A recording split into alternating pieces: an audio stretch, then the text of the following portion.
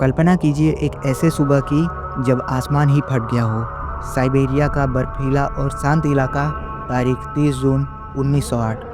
अचानक बिना किसी चेतावनी के हवा में एक ऐसा विस्फोट होता है जिसकी ताकत 10 से 30 मेगाटन के बराबर थी और यह हिरोशिमा पर गिरे परमाणु बम से लगभग 1000 गुना ज़्यादा शक्तिशाली था।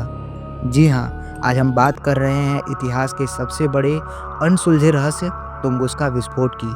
हम देखेंगे क्या यह महज एक उल्का पिंड था जो हवा में फट गया, या इसके पीछे कोई एलियन टेक्नोलॉजी थी जिसका सच आज तक हमसे छुपाया गया। यह कहानी शुरू होती है 30 जून 1908 सुबह के लगभग 7:17 पर, जब साइबेरिया के तुंगुस्का नदी के पास एक भयानक घटना होती है।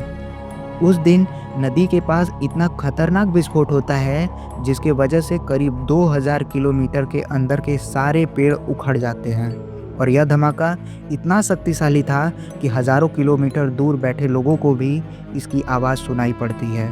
जमीन पर भूकंप जैसा झटका महसूस किया जाता है और ब्रिटेन जैसे दूर देश में भी आसमान चमकीला दिखाई देने लगता है।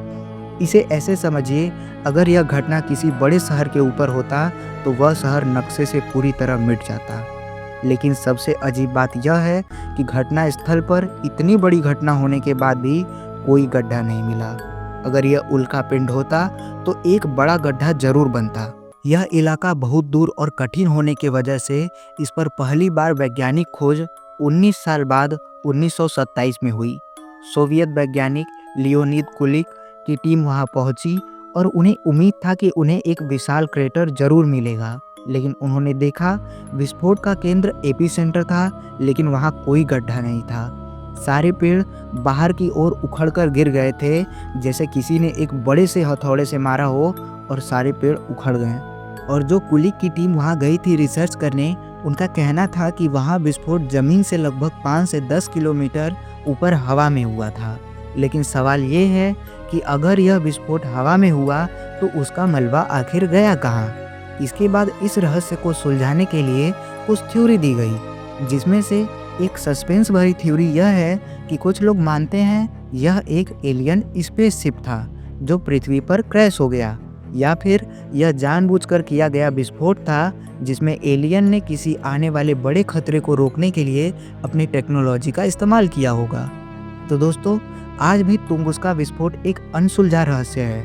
अधिकांश वैज्ञानिक मानते हैं कि यह एक पत्थर का हिस्सा था जो हवा में फट गया, लेकिन अगर हवा में फटा तो वहाँ अजीब चमकदार धातु जैसी वस्तुएं क्यों मिली, और क्यों सोवियत संघ ने इसे दशकों तक इस क्षेत्र को गोपनीय रखा? इस विनाशकारी घटना का सच उसी समय दफन हो गया जब यह घटना वहाँ पे हुआ था। आपकी इस बारे में क्या राय है? कमेंट करके ज़रूर बताइएगा। और यह सच्ची प्रामाणिक मिस्ट्री पसंद आई हो तो इस वीडियो को लाइक और चैनल को सब्सक्राइब ज़रूर करिएगा।